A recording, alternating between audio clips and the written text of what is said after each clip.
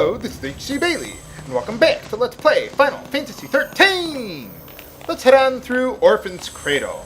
Our destination is the other way that I'm going. I want to go this way to get some treasure!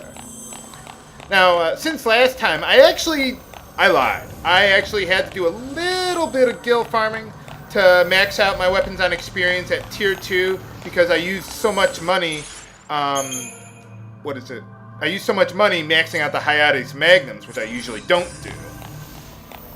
Not to mention that taming pole so I could demonstrate a Tier 3 weapon, so yeah, I had to do some guild farming to make up for that. Normally I don't do that, but you know, I was doing it just to demonstrate some stuff. But here we got another new enemy, an enemy that everyone hates, but I'm gonna make look like a pussycat. So first things first. Now I do not have the sprint shoes on my party members anymore because the battles here in general are going to start taking a lot longer, and haste or auto haste wears off very quickly. The secret to defeating this guy very easily is to get Pain to work on him. So let's do that. See, he's charging up for something. It's basically the same thing as Gatling guns from those guys that we met up with earlier. If I can get Pain on him, there we go. Then he basically can't do anything. And he's just going to sit on his ass for a while there. So, yeah, pretty easy when you know what you're doing. Just get Pain on him.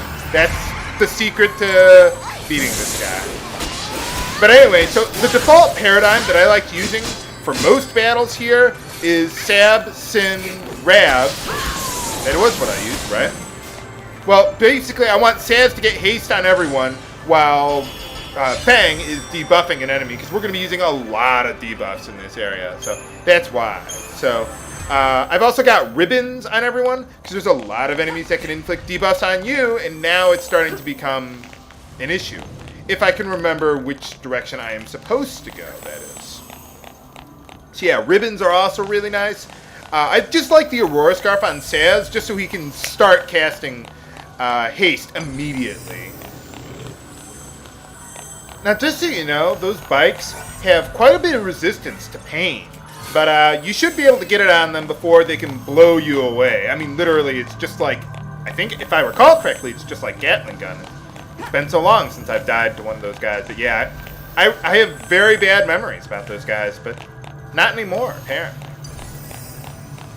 Whoa, this guy actually has a new sprite, or model, or whatever you call it when it's in 3D. But anyway, first things first, let's Libra this guy.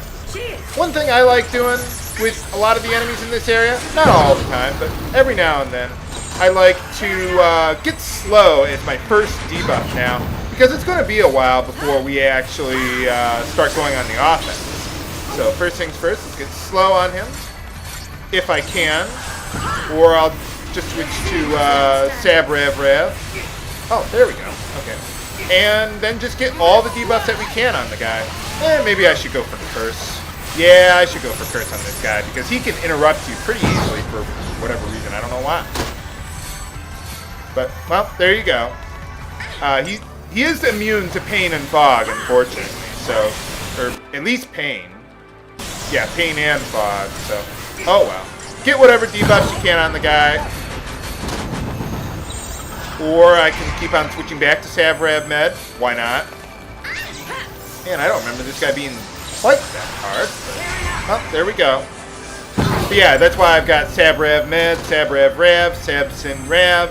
Just different ways of having Fang as a saboteur, so I can keep on getting those debuffs on the guy. That's really the secret to this area. Just using all those debuffs. Battles, as you can see, they're starting to take quite a bit longer. So you got to be able to do a lot of different things at once. Sadly, I really don't think Sentinel is really necessary anymore. I mean, when you know how to use the right debuffs on the right enemies, it really takes a lot of the guesswork out of it. Alright, got him.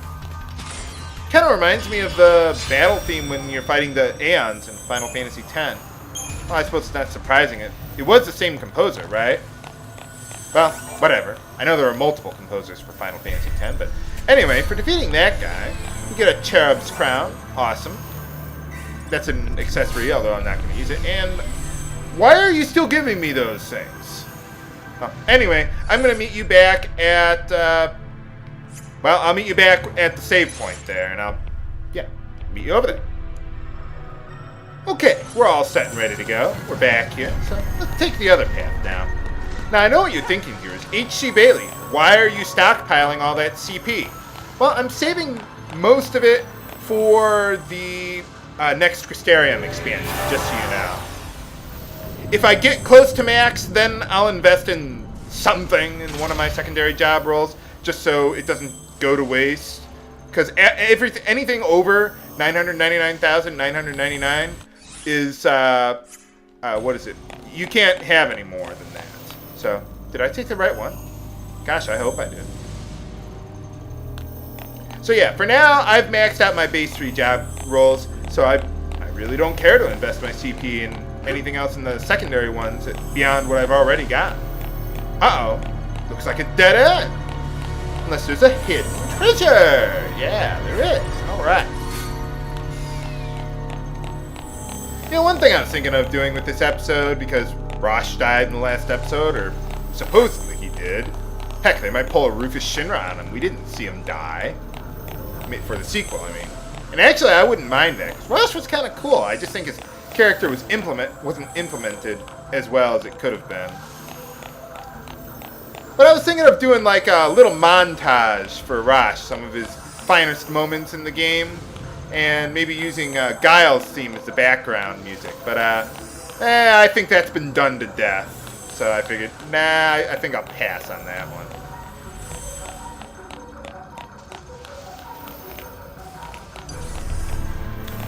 You know, this place has some pretty challenging battles here, but, you know, it needs a little more ominous music, you know? Maybe something like level 9 of Zelda 1. What do you think, viewers? Huh? I think that would match up pretty well with this area. I don't know why, that just kind of popped in my head, but, you know, I was thinking, hey, you know what would really go well with this area? I don't know. I'm just talking out of my ass at this point. But anyway, this is all the treasure we can get on this left path, so let's head on back to that Eden statue there, or whatever that was. Okay, we're back, and well, the statue's gone, but just take the other, whatever this thing is, pad? I don't know what you call this thing. Just take it to get over here now. Let's see. Yeah, we're almost at our destination there. What are those things floating in the background there, anyway? What is with this place, anyway? Well, anyway, I know there's new enemies here, so let's take them on! See what this guy is. This guy is Digonite. So let's take him down. Let's see. First things first, I actually like using... Oops. He hasn't gotten his debuff. Or, usually he gets buffs on himself. Ah, there we go. I like using dual dispels on him, so let's take him out. Get rid of the debuffs on the Digonite. There we go. Teledegonites? No. No, just ordinary Digonites. I don't even know what I'm referencing there, viewers. Got me on that one. Oh, I stayed on Synergist for Sazh a little longer than I wasn't even thinking about that. Huh. Well, there you go. That's what happens when I talk my gums off. I just forget things like that, I suppose. Not that it mattered. Now, our destination's over there, but what they don't tell you is that there's a secret level up here. Yeah, there's a second level of this place. You know, I didn't realize this, but, you know, Fang's starting to warm up to me. You know, she's got some pretty sexy quotes during battle, too. You want some? On your knees! You're gonna squirm! You like my faux Australian accents? Huh? I think I do a better impression of Steve Irwin. Then again, I don't meet that many Australians, so... Look at her, isn't she a beauty? Yeah, Fang doesn't have that lost jungle girl look to her. I mean, I suppose she hasn't taken a shower in a while. Vanille has. Yeah, Vanille looks a little too pretty for that. But she's got the outfit, you know? What is Fang wearing there anyway?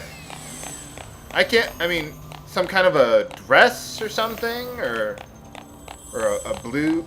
No, it's not a toga. I was gonna say that, but I was like, no, no. Can you imagine Fang in a toga? I'm not a fan of the toga look, I'll be honest with you. Sorry if that offends anyone for some reason. I don't know why. I mean, I don't know anyone who wears togas nowadays. You know, I think those Daganites, I think that's like the only time that I ever liked using Dispel. I don't care about that weapon. And the game won't automatically use it either, which is kind of weird. So, okay, well, I'm going to take a moment to rearrange my setup here, and I'll be right back. Oops, never mind. I was thinking of something else. For some reason, I was thinking something else was coming up ahead, but no, I decided not to rearrange my setup. I don't need to. I'm just a little paranoid every time I see a statue. Is that Carbuncle? One of those Falsi? Well, I suppose they all kind of work for Eden or Barthandelus or Orphan. Who's in charge of the place anyway? Well, I know, but I'm not going to tell you. But yeah, you see, this rearranged the tiles again. So I don't know if it's this point or maybe it's later, but eventually, if it's not now, the what is it? Yeah. Eventually, I think it is now.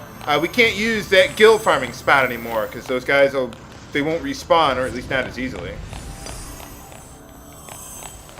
You know, I wasn't planning on showing this today, but sure, why not? Oh, we got four enemies here. Now, when you run into very large groups of enemies, like 4 or more, that's when you want to use a Deceptisol, now that we can buy them. Yay! If you don't have a Deceptisol, for some reason, they pretty much handed a ton of them to you. But if for some reason you don't, you might want to actually use Sentinel there, but I don't think it's necessary. Oh, wait a minute, there's 4 of them. You can't fool me. These battles are why I've got ribbons on everyone. Now, I know what you're thinking, viewers. H.C. Bailey. How useful can a ribbon possibly be? Even when it's maxed out, you can only get like 25% resistance to all debuffs. But remember that debuffs, even when enemies use them, but not just you, but your enemies use them, they don't have that great accuracy to begin with, like maybe 30%. So, you know, you take 25% off of that, that really helps out a lot. I mean, they're still going to get some debuffs on you, but it's not going to be nearly as much as it would have been without them. And especially in longer battles where,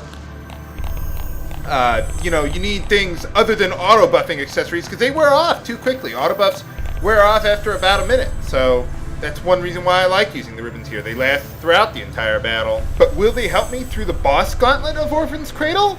Find out next time on Let's Play Final Fantasy XIII! This is H.C. Bailey, signing off. Have a good day.